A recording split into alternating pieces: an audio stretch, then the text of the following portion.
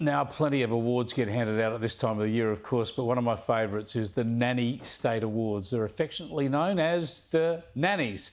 Peter Kurti from the Centre for Independent Studies was the chief judge this year. He joins me now.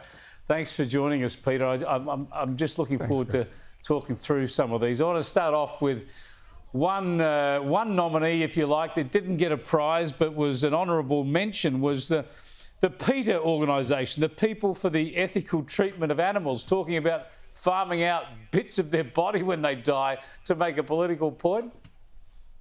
We love PETA, and Christmas wouldn't be the same without some news from a stunt that's been perpetrated by PETA. That's right. This year, the network was concerned with making a protest about mulesing, and so one of the leaders of PETA was prepared to send a portion of her, or bequeath a portion of her derriere to the Prime Minister, Anthony Albanese, to make the point about the mulesing of sheep.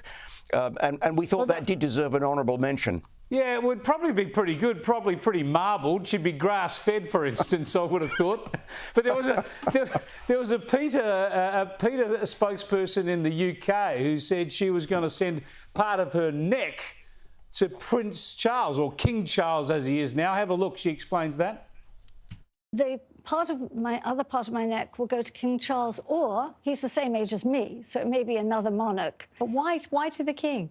Well, there is a loft, a pigeon loft, and they raise pigeons, which people think is a very benign activity.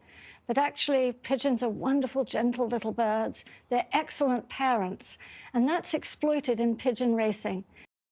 Yeah, Peter, what she forgot to explain was the connection to the neck. They got it out of her later. She says a lot of the pigeons who don't perform have their necks wrung. Therefore, the neck was going to go to King Charles.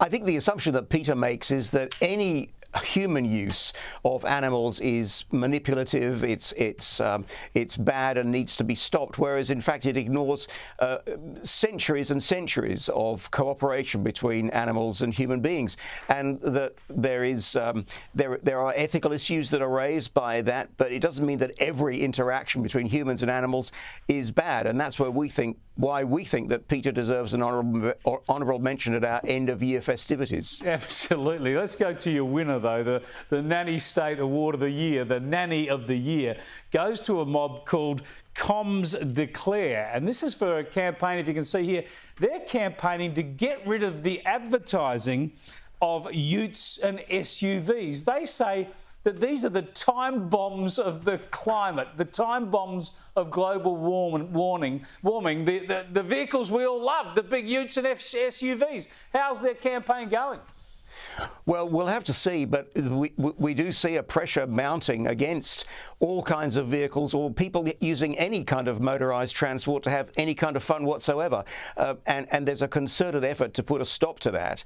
And while we do have a laugh every year, I mean, it's Christmas and we get our members together and they enjoy it, I should just point out that the reason we do this at the Centre for Independent Studies is we're worried about the way in which the state wants to stop us doing things, that are considered bad, wants us to do more of the good things, and there are plenty of other people like Comms Aware who just want to jump on the bandwagon and tell us what we can and can't do. And what it does is remove or try to diminish the individual's capacity to make a decision for him or herself about what is the right thing to do. You are spot on. These are people who want to preach their own moral superiority by telling the rest of us what to do instead of just doing their own thing. And there's a classic example of that in your second prize. The runner-up for the Nanny this year was the federal government for banning vaping. Here's the Health Minister. From the 1st of January, it will be illegal to import any disposable vape. From the 1st of March, it will be illegal to import and supply any vape that does not comply with TGA standards.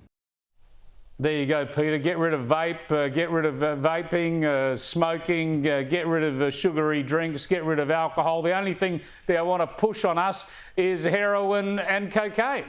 And tobacco. Don't forget tobacco. That will come back into fashion when everything else becomes far too expensive.